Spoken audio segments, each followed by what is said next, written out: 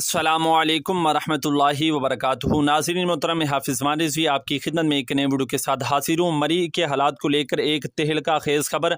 मुसलमान की जान बचाने के पैसे ले रहा है, लोगों की गाड़ियों को धक्का लगाने के लिए पैसे जो है वो लिए जा रहे हैं, और जो होटल 30 हज़ार का था वो 50 हज़ार के अंदर दिया जा रहा है। और एक अंडा, जो सादा एक अंडा होता है जो 20-30 रुपए का होता है, ज़्यादा से ज़्यादा मरी के अंदर 50 रुपए का होता है, उसको 500 रुपए के अंदर जो है वो फ़रोख्त किया गया।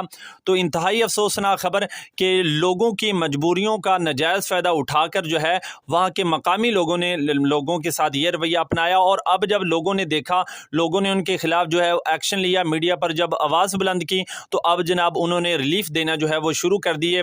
उन्होंने अपने होटलों के किराए जो है वो कम कर दिए, और कुछ ने जो है वो फ्री कर दिए होटल, और अशिया जो है वो कुछ हद तक जो है उन्होंने फ्री कर। लेकिन अफसोस सद अफसोस कि जब पानी सर से गुजर जाए फिर ये मामलात करने का क्या फ़ायदा। नाज़रीन मोहतरम, आप इसके बारे में अपनी क्या राय रखते हैं, कमेंट में ज़रूर बताइएगा।